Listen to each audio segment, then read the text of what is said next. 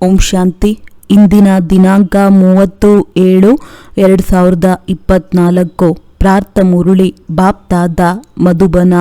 ಮಧುರ ಮಕ್ಕಳೇ, ದುಃಖಹರ್ತ ಸುಖಕರ್ತ ಒಬ್ಬ ತಂದೆಯಾಗಿದ್ದಾರೆ.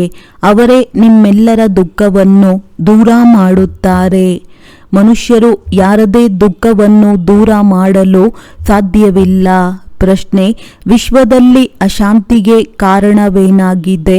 ಶಾಂತಿಯ ಸ್ಥಾಪನೆಯು ಹೇಗಾಗುತ್ತದೆ?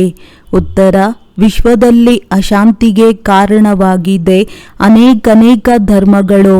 ಕಲಿಯುಗದ ಅಂತಿಮದಲ್ಲಿ ಯಾವಾಗ ಅನೇಕತೆ ಇರುತ್ತದೆ ಆಗ ಅಶಾಂತಿ ಇರುತ್ತದೆ.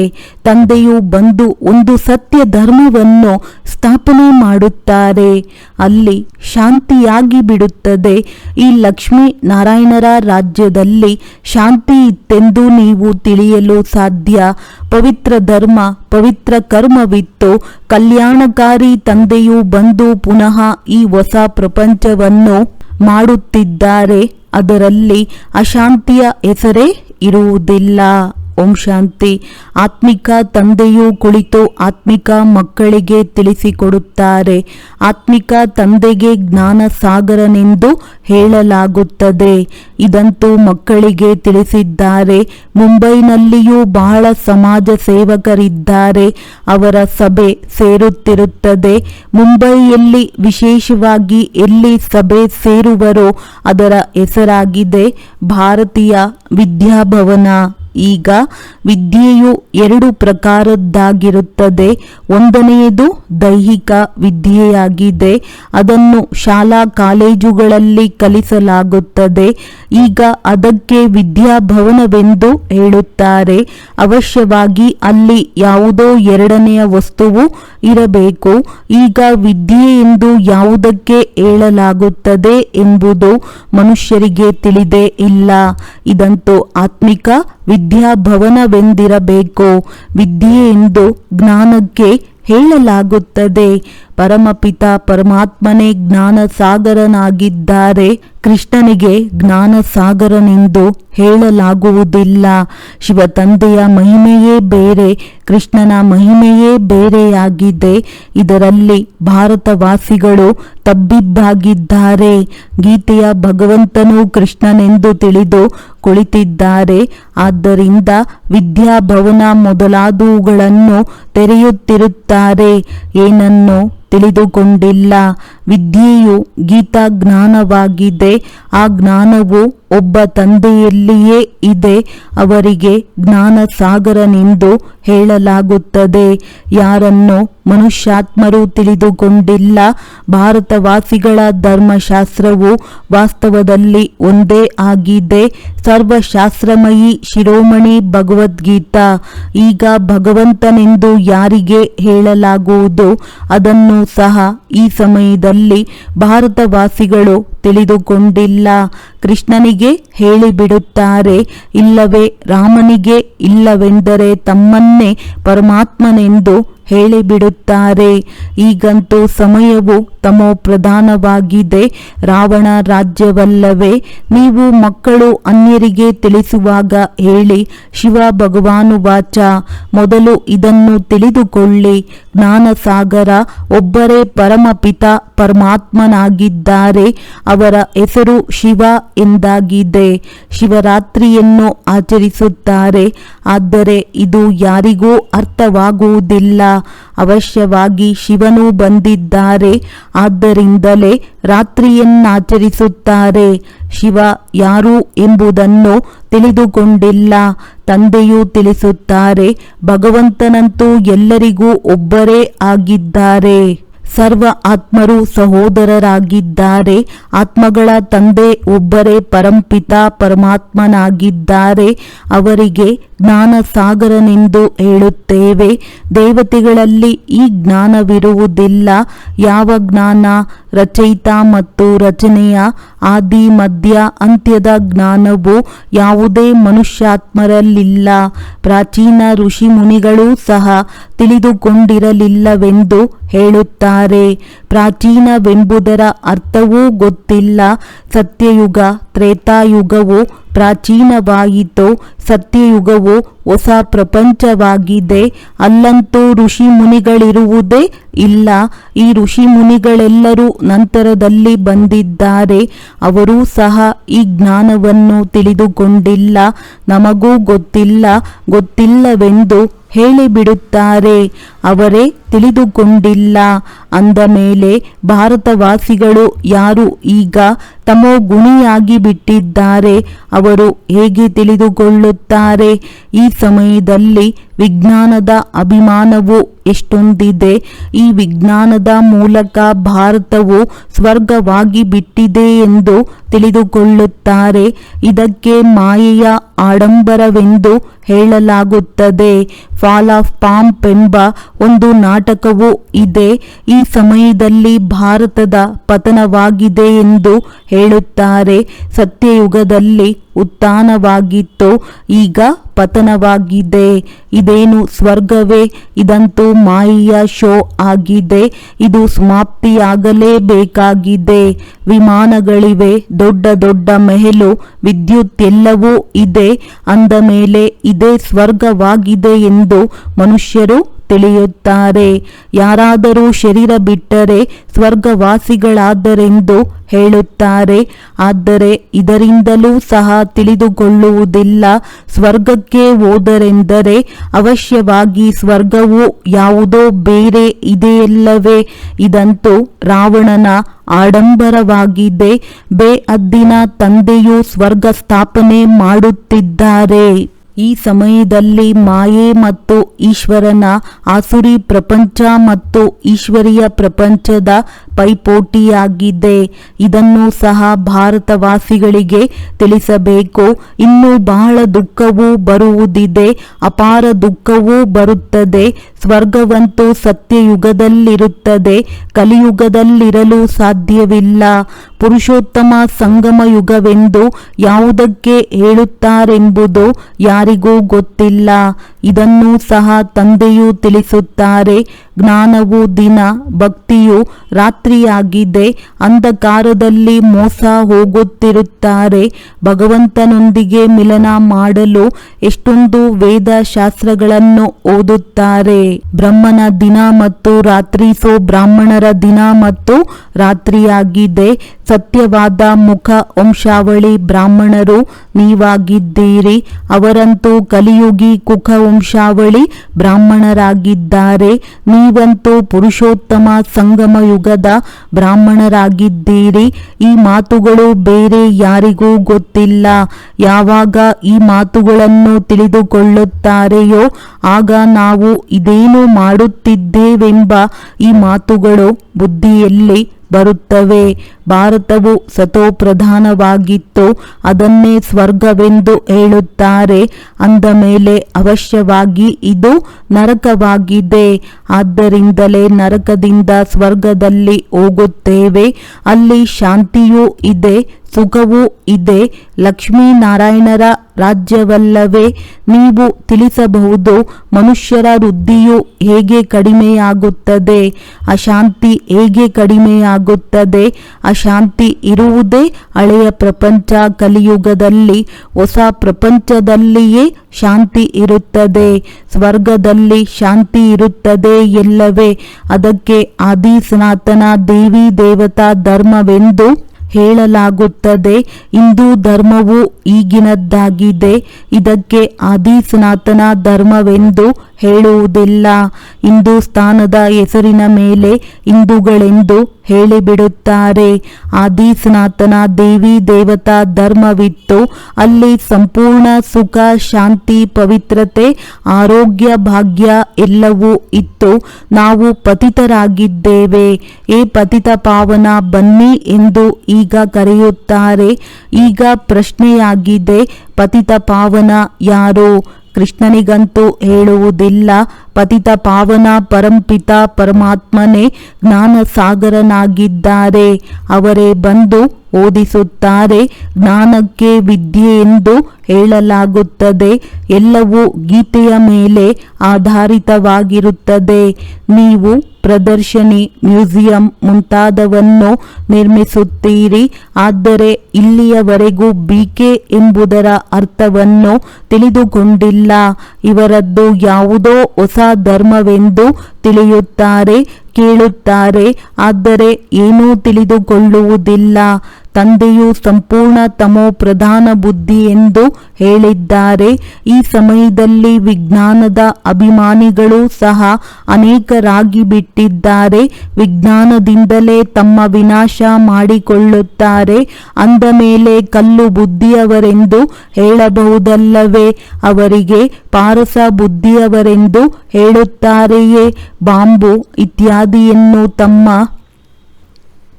ವಿನಾಶಕ್ಕಾಗಿ ತಯಾರಿಸುತ್ತಾರೆ. ಶಂಕರನೇನು ವಿನಾಶ ಮಾಡುವುದಿಲ್ಲ. ಇವರೇ ತಮ್ಮ ವಿನಾಶಕ್ಕಾಗಿ ಎಲ್ಲವನ್ನು ತಯಾರಿಸಿದ್ದಾರೆ. ಆದರೆ ತಮೋ ಪ್ರಧಾನ ಕಲ್ಲು ಬುದ್ಧಿಯವರು ತಿಳಿದುಕೊಳ್ಳುವುದಿಲ್ಲ. ಏನೆಲ್ಲವೂ ಮಾಡುತ್ತಾರೆಯೋ ಈ ಹಳೆಯ ಸೃಷ್ಟಿಯ ವಿನಾಶಕ್ಕಾಗಿಯೇ. ವಿನಾಶವಾದ ನಂತರವೇ ಜೈ ಜೈಕಾರವಾಗುವುದು. ಸ್ತ್ರೀಯರ ದುಃಖವನ್ನು ಹೇಗೆ ದೂರ ಮಾಡುವುದು ಎಂದು ಅವರು ತಿಳಿಯುತ್ತಾರೆ. ಆದರೆ ಮನುಷ್ಯರು ಯಾರ ದುಃಖವನ್ನಾದರೂ ದೂರ ಮಾಡಲು ಸಾಧ್ಯವೇ? ದುಃಖಹರ್ತ ಸುಖಕರ್ತ ಒಬ್ಬರೇ ತಂದೆಯಾಗಿದ್ದಾರೆ. ದೇವತೆಗಳಿಗೂ ಸಹ ಹೇಳುವುದಿಲ್ಲ. ಕೃಷ್ಣನು ದೇವತೆಯಾಗಿ ಬಿಟ್ಟನು, ಭಗವಂತನೆಂದು ಹೇಳಲಾಗುವುದಿಲ್ಲ ಎಂಬುದನ್ನು ಮನುಷ್ಯರು ತಿಳಿದುಕೊಳ್ಳುವುದಿಲ್ಲ. ಯಾರು ತಿಳಿದುಕೊಳ್ಳುವರೋ ಅವರು ಬ್ರಾಹ್ಮಣರಾಗಿ ಅನ್ಯರಿಗೂ ತಿಳಿಸುತ್ತಿರುತ್ತಾರೆ. ಯಾರು ರಾಜ್ಯ ಪದವಿಯ ಅಥವಾ ಆದಿ ಸನಾತನ ದೇವತಾ ಧರ್ಮದವರಿರುವರೋ ಅವರು ಬರುತ್ತಾರೆ. ಲಕ್ಷ್ಮೀನಾರಾಯಣರೇ ಸ್ವರ್ಗದ ಮಾಲೀಕರು. ಹೇಗಾದರೂ ಅವರು ಎಂತಹ ಕರ್ಮ ಮಾಡಿದ ಕಾರಣ ವಿಶ್ವದ ಮಾಲೀಕರಾದರು. ಈ ಸಮಯದಲ್ಲಿ ಕಲಿಯುಗದ ಅಂತಿಮದಲ್ಲಂತೂ ಅನೇಕ ಧರ್ಮಗಳಿವೆ. ಆದ್ದರಿಂದ ಅಶಾಂತಿ ಇದೆ. ಹೊಸ ಪ್ರಪಂಚದಲ್ಲಿ ಈ ರೀತಿ ಇರುತ್ತದೆಯೇ? ಇದು ಸಂಗಮ ಯುಗವಾಗಿದೆ. ಈಗ ತಂದೆಯು ಬಂದು ರಾಜಯೋಗವನ್ನು ಕಲಿಸುತ್ತಾರೆ. ತಂದೆಯೇ ಕರ್ಮ ಅಕರ್ಮ ವಿಕರ್ಮದ ಜ್ಞಾನವನ್ನು ತಿಳಿಸುತ್ತಾರೆ. ಆತ್ಮವು ಶರೀರವನ್ನು ತೆಗೆದುಕೊಂಡು ಪಾತ್ರವನ್ನಭಿನಯಿಸಲು ಬರುತ್ತದೆ. ಸತ್ಯಯುಗದಲ್ಲಿ ಯಾವುದೇ ಕರ್ಮ ಮಾಡಿದರೆ ಅದು ಅಕರ್ಮವಾಗುತ್ತದೆ. ಅಲ್ಲಿ ವಿಕರ್ಮವಾಗುವುದಿಲ್ಲ, ದುಃಖವಾಗುವುದೇ ಇಲ್ಲ. ಕರ್ಮ ಅಕರ್ಮ ವಿಕರ್ಮದ ರಹಸ್ಯವನ್ನು ತಂದೆಯೇ ಬಂದು ಅಂತಿಮದಲ್ಲಿ ತಿಳಿಸುತ್ತಾರೆ. ನಾನು ಇವರ ಬಹಳ ಜನ್ಮಗಳ ಅಂತಿಮ ಜನ್ಮದಲ್ಲಿಯೂ ಅಂತಿಮದಲ್ಲಿ ಬರುತ್ತೇನೆ. ಈ ರಥದಲ್ಲಿ ಪ್ರವೇಶ ಮಾಡುತ್ತೇನೆ. ಇದು ಅಕಾಲ ಮೂರ್ತಿ ಆತ್ಮನ ರಥವಾಗಿದೆ. ಕೇವಲ ಒಂದು ಅಮೃತ ಸರದಲ್ಲಿಯೇ ಇಲ್ಲ, ಎಲ್ಲ ಮನುಷ್ಯರ ಅಕಾಲ ಸಿಂಹಾಸನವಾಗಿದೆ. ಆತ್ಮವು ಅಕಾಲ ಮೂರ್ತಿಯಾಗಿದೆ. ಅದಕ್ಕೆ ಈ ಶರೀರ ಮಾತನಾಡುತ್ತದೆ, ನಡೆಯುತ್ತದೆ. ಅಕಾಲ ಆತ್ಮನಿಗೆ ಇದು ಚೈತನ್ಯ ಸಿಂಹಾಸನವಾಗಿದೆ. ಅಕಾಲ ಮೂರ್ತಿಯಂತೂ ಎಲ್ಲರೂ ಆಗಿದ್ದಾರೆ. ಬಾಕಿ ಶರೀರವನ್ನು ಕಾಲವು ಕಬ್ಬಳಿಸುತ್ತದೆ. ಆತ್ಮವು ಅಕಾಲವಾಗಿದೆ. ಸಿಂಹಾಸನವನ್ನು ಸಮಾಪ್ತಿ ಮಾಡುತ್ತಾರೆ. ಸತ್ಯಯುಗದಲ್ಲಿ ಈ ಸಿಂಹಾಸನಗಳು ಕೆಲವೇ ಇರುತ್ತವೆ. ಈ ಸಮಯದಲ್ಲಿ ಕೋಟ್ಯಾಂತರ ಆತ್ಮಗಳ ಸಿಂಹಾಸನ ಶರೀರಗಳಿವೆ. ಅಕಾಲವೆಂದು ಆತ್ಮಕ್ಕೆ ಹೇಳಲಾಗುತ್ತದೆ. ಆತ್ಮವೇ ತನ್ನೋ ಪ್ರಧಾನದಿಂದ ಸತೋ ಪ್ರಧಾನವಾಗುತ್ತದೆ. ನಾನಂತೂ ಸದಾ ಸತೋ ಪ್ರಧಾನ ಪವಿತ್ರವಾಗಿದ್ದೇನೆ. ಬಲೆ ಪ್ರಾಚೀನ ಭಾರತದ ಯೋಗವೆಂದು ಹೇಳುತ್ತಾರೆ. ಆದರೆ ಅದನ್ನು ಕೃಷ್ಣನು ಕಲಿಸಿದನೆಂದು ತಿಳಿಯುತ್ತಾರೆ. ಗೀತೆಯನ್ನೇ ಖಂಡನೆ ಮಾಡಿಬಿಟ್ಟಿದ್ದಾರೆ. ಜೀವನ ಕಥೆಯಲ್ಲಿ ಹೆಸರನ್ನು ಬದಲಾಯಿಸಿ ಬಿಟ್ಟಿದ್ದಾರೆ. ತಂದೆಯ ಬದಲು ಮಗನ ಹೆಸರನ್ನು ಹಾಕಿಬಿಟ್ಟಿದ್ದಾರೆ. ಶಿವರಾತ್ರಿಯನ್ನಾಚರಿಸುತ್ತಾರೆ. ಆದರೆ ಅವರು ಹೇಗೆ ಬರುತ್ತಾರೆಂದು ಗೊತ್ತಿಲ್ಲ. ಶಿವನೇ ಪರಮಾತ್ಮನಾಗಿದ್ದಾರೆ. ಅವರ ಮಹಿಮೆಯು ಸಂಪೂರ್ಣ ಭಿನ್ನವಾಗಿದೆ. ಆತ್ಮಗಳ ಮಹಿಮೆಯೇ ಬೇರೆಯಾಗಿದೆ. ಮಕ್ಕಳಿಗೆ ಇದು ಗೊತ್ತಿದೆ. ರಾಧೆ ಕೃಷ್ಣರೇ ಲಕ್ಷ್ಮೀನಾರಾಯಣರಾಗಿದ್ದಾರೆ. ಲಕ್ಷ್ಮೀನಾರಾಯಣರ 2 ರೂಪಗಳಿಗೆ ವಿಷ್ಣುವೆಂದು ಕರೆಯಲಾಗುತ್ತದೆ. ವ್ಯತ್ಯಾಸವಂತೂ ಇಲ್ಲ. ಆದರೆ 4 ಭುಜಗಳುಳ್ಳ 8 ಭುಜಗಳುಳ್ಳ ಯಾವುದೇ ಮನುಷ್ಯರಿರುವುದಿಲ್ಲ. ದೇವಿಯರಿಗೂ ಸಹ ಎಷ್ಟೊಂದು ಭುಜಗಳನ್ನು ತೋರಿಸಿದ್ದಾರೆ. ಅದನ್ನು ತಿಳಿಸುವುದರಲ್ಲಿ ಸಮಯ ಹಿಡಿಸುತ್ತದೆ. ತಂದೆಯು ಹೇಳುತ್ತಾರೆ, ಮಕ್ಕಳೇ, ನಾನು ಬಡವರ ಬಂಧುವಾಗಿದ್ದೇನೆ. ಯಾವಾಗ ಬಡ ಭಾರತವಾಗುತ್ತದೆಯೋ, ರಾಹುವಿನ ಗ್ರಹಣ ಕುಳಿತುಕೊಳ್ಳುತ್ತದೆಯೋ, ಆಗ ನಾನು ಬರುತ್ತೇನೆ. ಬೃಹಸ್ಪತಿ ದಶೆ ಇತ್ತು. ಈಗ ರಾಹುವಿನ ಗ್ರಹಣವು ಭಾರತದಲ್ಲೇನು ಇಡೀ ವಿಶ್ವದಲ್ಲಿಯೇ ಇದೆ. ಆದ್ದರಿಂದ ತಂದೆಯು ಪುನಃ ಭಾರತದಲ್ಲಿಯೇ ಬರುತ್ತಾರೆ. ಬಂದು ಹೊಸ ಪ್ರಪಂಚದ ಸ್ಥಾಪನೆ ಮಾಡುತ್ತಾರೆ. ಅದಕ್ಕೆ ಸ್ವರ್ಗವೆಂದು ಹೇಳಲಾಗುತ್ತದೆ. ಭಗವಾನುವಾಚ, ನಾನು ನಿಮ್ಮನ್ನು ರಾಜಾದಿರಾಜ ಡಬಲ್ ಕಿರೀಟಧಾರಿ ಸ್ವರ್ಗದ ಮಾಲೀಕರನ್ನಾಗಿ ಮಾಡುತ್ತೇನೆ. 5000 ವರ್ಷಗಳ ಹಿಂದೆ ಆದಿ ಸನಾತನ ದೇವಿ ದೇವತಾ ಧರ್ಮವಿತ್ತು. ಈಗ ಅದು ಇಲ್ಲ. ತಮೋ ಪ್ರಧಾನರಾಗಿ ಬಿಟ್ಟಿದ್ದಾರೆ. ಸ್ವಯಂ ತಂದೆಯೇ ತನ್ನ ಅರ್ಥಾತ್ ರಚಯಿತ ಮತ್ತು ರಚನೆಯ ಪರಿಚಯವನ್ನು ಕೊಡುತ್ತಾರೆ. ನಿಮ್ಮ ಬಳಿ ಪ್ರದರ್ಶನಿ ಸಂಗ್ರಹಾಲಯದಲ್ಲಿ ಇಷ್ಟೊಂದು ಜನ ಬರುತ್ತಾರೆ, ಆದರೆ ತಿಳಿದುಕೊಳ್ಳುವುದಿಲ್ಲ. ಕೆಲವರೇ ವಿರಳ ಸಾಪ್ತಾಹಿಕ ಶಿಕ್ಷಣವನ್ನು ತೆಗೆದುಕೊಳ್ಳುತ್ತಾರೆ. ರಚಯಿತ ಮತ್ತು ರಚನೆಯನ್ನು ಅರಿತುಕೊಳ್ಳುತ್ತಾರೆ. ರಚಯಿತನು ಬೇಹದ್ದಿನ ತಂದೆಯಾಗಿದ್ದಾರೆ. ಅವರಿಂದ ಬೇಹದ್ದಿನ ಆಸ್ತಿಯೂ ಸಿಗುತ್ತದೆ. ಈ ಜ್ಞಾನವನ್ನು ತಂದೆಯೇ ಕೊಡುತ್ತಾರೆ. ನಂತರ ರಾಜ್ಯ ಭಾಗ್ಯವು ಸಿಕ್ಕಿಬಿಟ್ಟಿತೆಂದರೆ ಮತ್ತೆ ಜ್ಞಾನದ ಅವಶ್ಯಕತೆ ಇರುವುದಿಲ್ಲ. ಹೊಸ ಪ್ರಪಂಚ ಸ್ವರ್ಗಕ್ಕೆ ಸದ್ಗತಿ ಎಂದು ಹೇಳಲಾಗುತ್ತದೆ. ಹಳೆಯ ಪ್ರಪಂಚ ನರಕಕ್ಕೆ ದುರ್ಗತಿ ಎಂದು ಹೇಳಲಾಗುತ್ತದೆ. ತಂದೆಯಂತೂ ಬಹಳ ಚೆನ್ನಾಗಿ ತಿಳಿಸುತ್ತಾರೆ. ಮಕ್ಕಳು ಸಹ ಈ ರೀತಿ ತಿಳಿಸಬೇಕು. ಲಕ್ಷ್ಮೀ ನಾರಾಯಣರ ಚಿತ್ರವನ್ನು ತೋರಿಸಬೇಕಾಗಿದೆ. ಈ ವಿಶ್ವದಲ್ಲಿ ಶಾಂತಿ ಸ್ಥಾಪನೆಯಾಗುತ್ತಾ ಇದೆ. ಆದಿ ಸನಾತನ ದೇವಿ ದೇವತಾ ಧರ್ಮದ ತಳ ಅದಿಯೂ ಇಲ್ಲವೇ ಇಲ್ಲ. ಅದನ್ನು ತಂದೆಯು ಸ್ಥಾಪನೆ ಮಾಡುತ್ತಿದ್ದಾರೆ. ದೇವತೆಗಳದ್ದು ಪವಿತ್ರ ಧರ್ಮ, ಪವಿತ್ರ ಕರ್ಮವಾಗಿತ್ತು. ಈಗ ಇದು ವಿಕಾರಿ ಪ್ರಪಂಚವಾಗಿದೆ. ಹೊಸ ಪ್ರಪಂಚಕ್ಕೆ ನಿರ್ವಿಕಾರಿ ಪ್ರಪಂಚ, ಶಿವಾಲಯವೆಂದು ಹೇಳಲಾಗುತ್ತದೆ. ಈಗ ತಿಳಿಸಿಕೊಡಬೇಕು.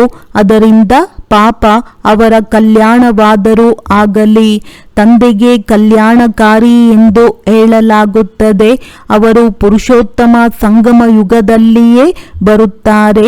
ಕಲ್ಯಾಣಕಾರಿ ಯುಗದಲ್ಲಿ ಕಲ್ಯಾಣಕಾರಿ ತಂದೆಯು ಬಂದು ಎಲ್ಲರ ಕಲ್ಯಾಣ ಮಾಡುತ್ತಾರೆ. ಹಳೆಯ ಪ್ರಪಂಚವನ್ನು ಬದಲಾಯಿಸಿ ಹೊಸ ಪ್ರಪಂಚವನ್ನು ಸ್ಥಾಪನೆ ಮಾಡುತ್ತಾರೆ. ಜ್ಞಾನದಿಂದ ಸದ್ಗತಿಯಾಗುತ್ತದೆ. ಇದರ ಬಗ್ಗೆ ಪ್ರತಿನಿತ್ಯವೂ ಸಮಯವನ್ನು ತೆಗೆದು ತಿಳಿಸಬಹುದು. ಹೇಳಿ, ರಚಯಿತ ಮತ್ತು ರಚನೆಯ ಆದಿ ಮಧ್ಯ ಅಂತ್ಯವನ್ನು ನಾವೇ ತಿಳಿದುಕೊಂಡಿದ್ದೇವೆ. ಈಗ ಗೀತಾ ಭಾಗವೂ ನಡೆಯುತ್ತಿದೆ.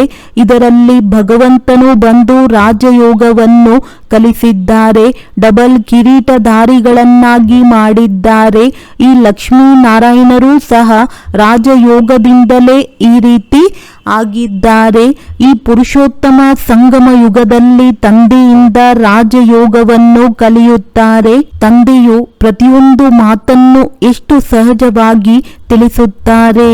ಒಳ್ಳೆಯದು, ಮಧುರಾತಿ ಮಧುರ ಅಗಲಿ ಮರಳಿ ಸಿಕ್ಕಿರುವಂತಹ ಮಕ್ಕಳ ಪ್ರತಿ ಮಾತ್ಪಿತಾ ಬಾಪ್ತಾದಾರವರ ನೆನಪು, ಪ್ರೀತಿ ಹಾಗೂ ಸುಪ್ರಭಾತ. ಆತ್ಮೀಯ ಮಕ್ಕಳಿಗೆ ಆತ್ಮೀಯ ತಂದೆಯ ನಮಸ್ತೆ. ಧಾರಣೆಗಾಗಿ ಮುಖ್ಯ ಸಾರ. ರಾಜಯೋಗದ ವಿದ್ಯೆಯು ಆದಾಯದ ಮೂಲವಾಗಿದೆ, ಏಕೆಂದರೆ ಇದರಿಂದಲೇ ನಾವು ರಾಜರಿಗೂ ರಾಜರಾಗುತ್ತೇವೆ. ಈ ಆತ್ಮಿಕ ವಿದ್ಯೆಯನ್ನು ನಿತ್ಯವೂ ಓದಬೇಕು ಮತ್ತು ಓದಿಸಬೇಕಾಗಿದೆ. ಸದಾ ನಶೆ ಇರಲಿ. ನಾವು ಬ್ರಾಹ್ಮಣರು ಸತ್ಯಮುಖ ವಂಶಾವಳಿ ಆಗಿದ್ದೇವೆ. ನಾವು ಕಲಿಯುಗಿ ರಾತ್ರಿಯಿಂದ ಹೊರಬಂದು ದಿನದಲ್ಲಿ ಬಂದಿದ್ದೇವೆ. ಇದು ಕಲ್ಯಾಣಕಾರಿ ಪುರುಷೋತ್ತಮ ಯುಗವಾಗಿದೆ. ಇದರಲ್ಲಿ ತಮ್ಮ ಮತ್ತು ಸರ್ವರ ಕಲ್ಯಾಣ ಮಾಡಬೇಕಾಗಿದೆ. ವರದಾನ: ಪ್ರತಿ ಶ್ರೇಷ್ಠ ಸಂಕಲ್ಪವನ್ನು ಕರ್ಮದಲ್ಲಿ ತರುವಂತವರೇ ಮಾಸ್ಟರ್ ಸರ್ವಶಕ್ತಿಮಾನ್ ಭವ. ಮಾಸ್ಟರ್ ಸರ್ವಶಕ್ತಿಮಾನ್ ಎಂದರೆ ಸಂಕಲ್ಪ ಮತ್ತು ಕರ್ಮ ಸಮಾನವಾಗಿರುತ್ತದೆ. ಒಂದು ವೇಳೆ ಸಂಕಲ್ಪ ಬಹಳ ಶ್ರೇಷ್ಠವಾಗಿದ್ದು ಮತ್ತು ಕರ್ಮ ಸಂಕಲ್ಪದ ಪ್ರಮಾಣವಾಗಿಲ್ಲದಿದ್ದರೆ ಮಾಸ್ಟರ್ ಸರ್ವಶಕ್ತಿಮಾನ್ ಎಂದು ಹೇಳಲಾಗುವುದಿಲ್ಲ. ಹಾಗೆ ಚೆಕ್ ಮಾಡಿಕೊಳ್ಳಿ. ಏನೇ ಶ್ರೇಷ್ಠ ಸಂಕಲ್ಪ ಮಾಡುವಿರಿ, ಅದು ಕರ್ಮದವರೆಗೆ ಬರುವುದೋ ಅಥವಾ ಇಲ್ಲವೋ ಮಾಸ್ಟರ್ ಸರ್ವಶಕ್ತಿಮಾನ್ನ ಚಿಹ್ನೆ ಆಗಿದೆ. ಯಾವ ಶಕ್ತಿ ಯಾವ ಸಮಯದಲ್ಲಿ ಅವಶ್ಯಕವಾಗಿದೆ ಆ ಶಕ್ತಿ ಕಾರ್ಯದಲ್ಲಿ ಬರುವಂತಿರಬೇಕು. ಸ್ಥೂಲ ಮತ್ತು ಸೂಕ್ಷ್ಮ ಎಲ್ಲ ಶಕ್ತಿಗಳು ಇಷ್ಟು ನಿಯಂತ್ರಣದಲ್ಲಿರಬೇಕು. ಯಾವ ಸಮಯದಲ್ಲಿ ಯಾವ ಶಕ್ತಿಯ ಅವಶ್ಯಕತೆ ಇದೆಯೋ ಅದನ್ನು ಕಾರ್ಯದಲ್ಲಿ ತೊಡಗಿಸುವಂತಿರಬೇಕು. ಸ್ಲೋಗನ್: ಜ್ಞಾನಿ ಆತ್ಮ ಮಕ್ಕಳಲ್ಲಿ ಕ್ರೋಧವಿದ್ದರೆ ಅವರಿಂದ ತಂದೆಯ ಹೆಸರಿಗೆ ಗ್ಲಾನಿ ಉಂಟಾಗುತ್ತದೆ. ಒಳ್ಳೆಯದು. ಓಂ ಶಾಂತಿ.